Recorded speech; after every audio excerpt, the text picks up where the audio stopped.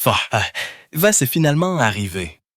Après des mois de distance croissante, de dîners silencieux et de tensions feutrées, le prince Harry a confirmé ce que beaucoup craignaient. Le divorce est sur la table. Et Meghan, elle ne l'a pas pris calmement. Des sources affirment qu'elle s'est effondrée sous le choc lorsqu'elle a appris que Harry avait contacté des avocats royaux. Ses cris, ses larmes, sa panique, tout était trop réel. Derrière le glamour, le mariage des Sussex s'effondrait rapidement. Et maintenant que le conte de fées s'écroule, le monde de Meghan part en vrille. Que s'est-il réellement passé à l'intérieur de leur manoir de Montecito? Pourquoi Harry est-il parti maintenant? C'est le moment où tout a changé. La tension qui n'a jamais quitté la pièce. Tout a commencé par de petites choses. Moins de contacts, moins de regards partagés et de longs silences que même les amis proches ne pouvaient ignorer.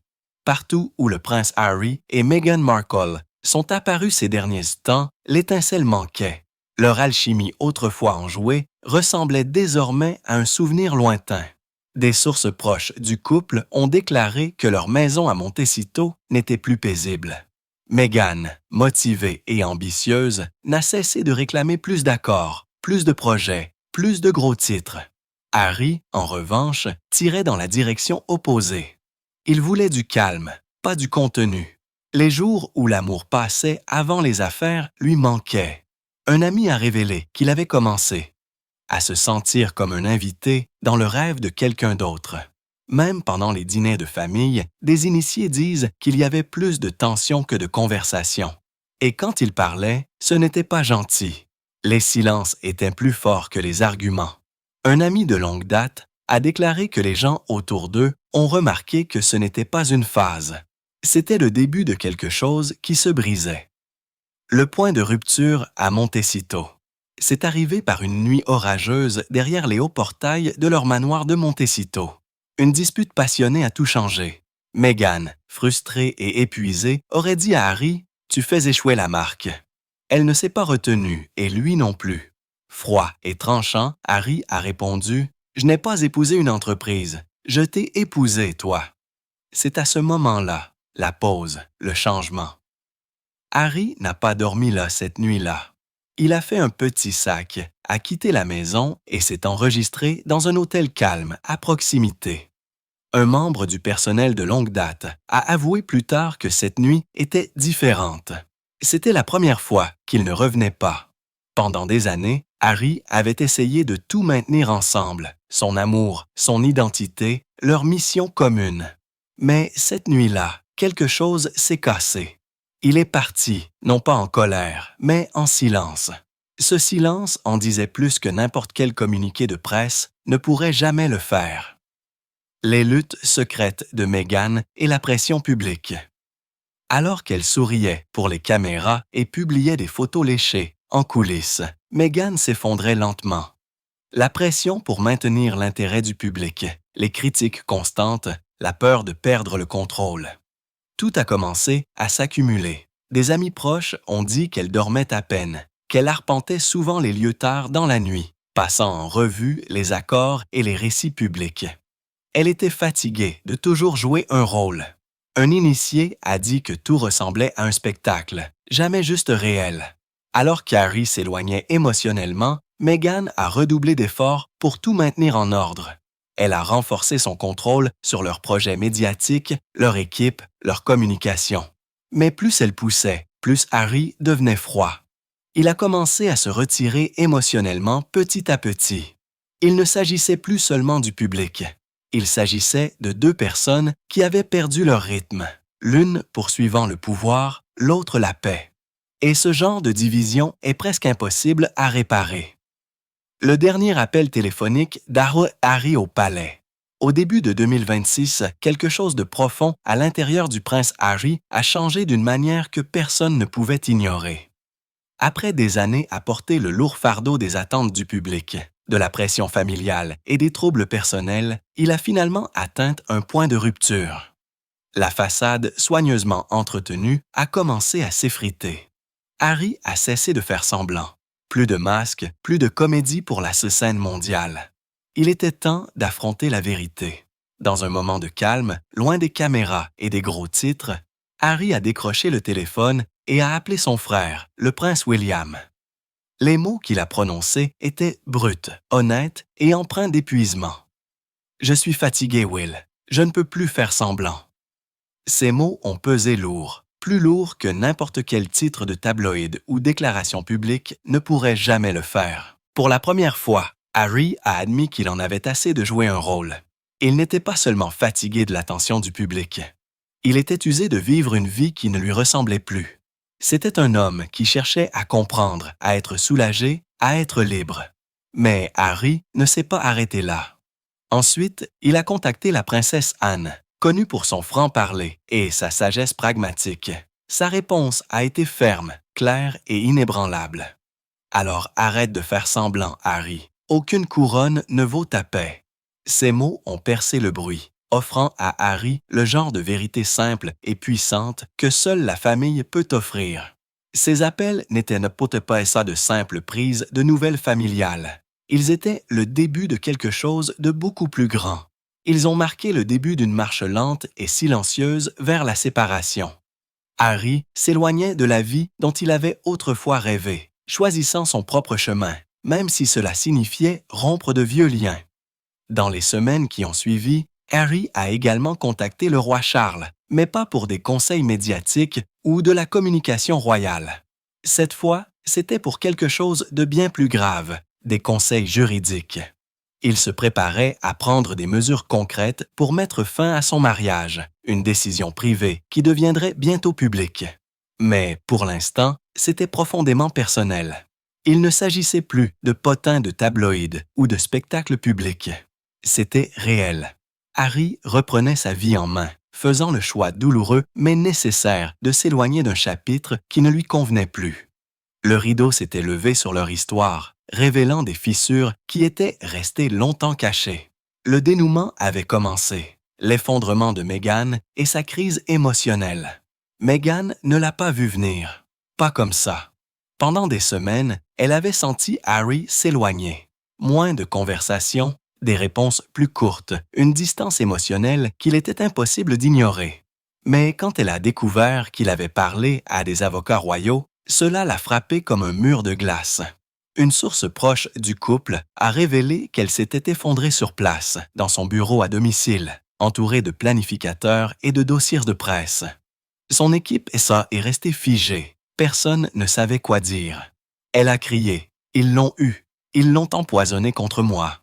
C'est ce qu'un ami de longue date a raconté, encore secoué par le son brut et brisé de sa voix. L'effondrement n'était pas seulement physique, il était émotionnel, mental, spirituel. Meghan a été transportée d'urgence dans un centre de bien-être privé à Santa Barbara, dans la plus grande confidentialité. Il n'y a pas eu de photos de paparazzi, pas de communiqué de presse, juste une urgence silencieuse. Le diagnostic, stress aigu, épuisement émotionnel et, plus que tout, choc.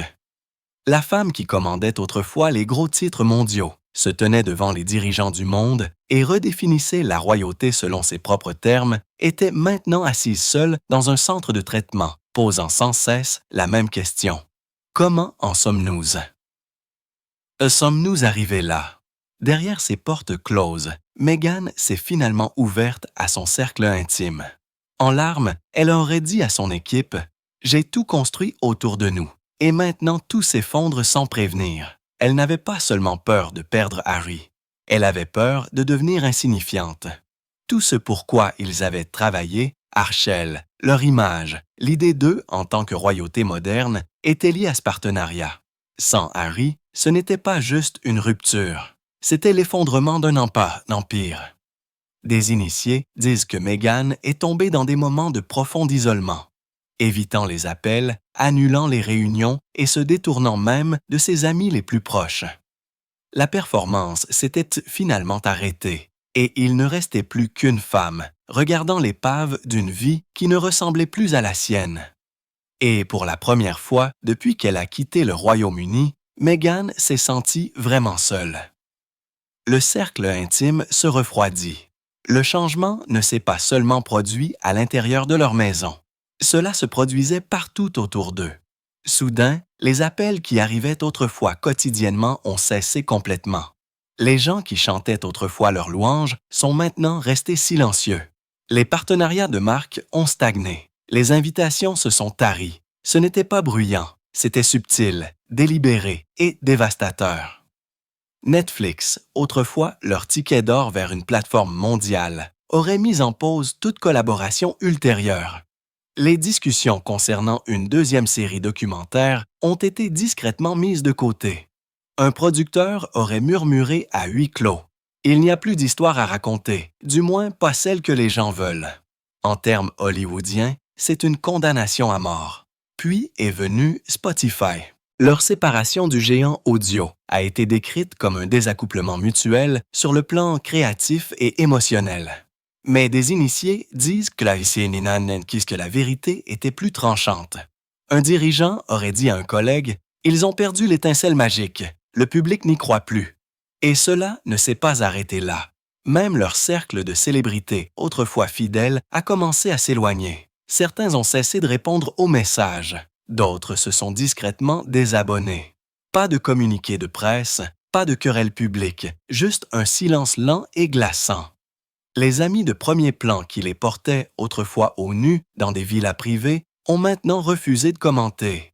Les personnes mêmes qui ont contribué à bâtir leur image la regardaient maintenant s'effondrer de loin. Et pour Meghan, qui commandait autrefois chaque pièce dans laquelle elle entrait, le manque de soutien s'est fait entendre plus fort que les critiques. Comme l'a dit un initié, ce n'était pas une trahison, c'était un abandon. La paix et la douleur d'Harry. Ce n'est pas ainsi qu'Harry imaginait son avenir, mais au fond de lui, il savait que cela ne pouvait pas continuer. Dans une lettre profondément personnelle envoyée dans le cadre de la procédure judiciaire, Harry s'est adressé à Meghan non pas avec colère, mais avec une honnêteté déchirante.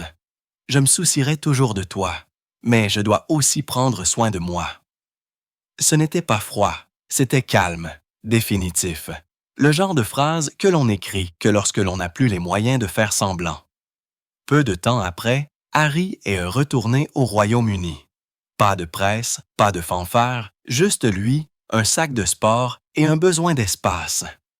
Il a passé 3 nuits seul à Frogmore Cottage, la maison où il rêvait autrefois d'élever leur famille, loin des projecteurs royaux. Mais cette fois, c'était une étape, pas un sanctuaire. Charles l'a invité à une promenade privée dans le domaine de Windsor. L'ambiance était feutrée, le père et le fils marchant côte à côte. Au cours de cette promenade, Harry se serait tourné vers son père et aurait dit « Je veux juste être libéré du bruit ». Il ne demandait pas d'approbation. Il ne demandait même pas de compréhension. Il disait juste la vérité. Pendant des années, Harry a porté le poids de 2 mondes, son passé royal et sa réinvention américaine. Mais alors qu'il se tenait dans le calme des jardins de Windsor, quelque chose à l'intérieur de lui s'est finalement détaché. Il ne regardait plus en arrière avec frustration. Il regardait vers l'avenir avec clarté. Quelle est la prochaine étape pour les Sussex?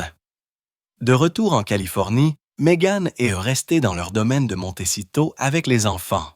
Publiquement, elle a dit très peu de choses, mais en coulisses, elle reconstruisait prudemment. Fini les gros titres audacieux, les séances photo glamour, les discours grandiloquents. À leur place, des réunions plus discrètes, une équipe plus petite et un ton beaucoup plus doux. Des amis disent qu'elle travaille toujours, mais avec un nouvel objectif. Elle ne court plus après la domination mondiale, elle court après la stabilité. Une source proche d'elle a confié « Elle se concentre sur ce qui reste, pas sur ce qui est perdu. Elle est toujours en contrôle, mais il s'agit maintenant de protéger ce qui compte le plus, ses enfants et sa paix. » Harry, quant à lui, se forge un chemin qui lui est propre. Des initiés disent qu'il prévoit de partager son temps entre le Royaume-Uni et l'Afrique. Un endroit où il se sent ancré, nécessaire et vraiment à l'aise.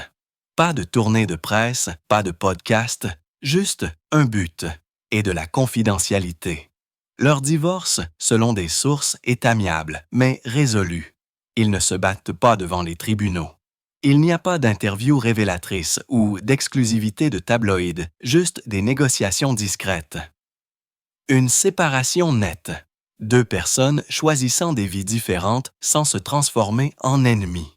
Et dans les couloirs du palais, où les chuchotements portent plus que les cris, un assistant l'a résumé parfaitement.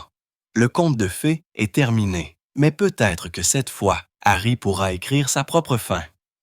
L'évasion royale a volé en éclats. Meghan reste en Californie à ramasser les morceaux, tandis qu'Harry se prépare tranquillement à une nouvelle vie seule. Pas de déclaration, pas de sourire forcé, juste la vérité. Le conte de fées est terminé, et cette fois, il n'est pas scénarisé. Restez à l'écoute car le prochain chapitre ne fait que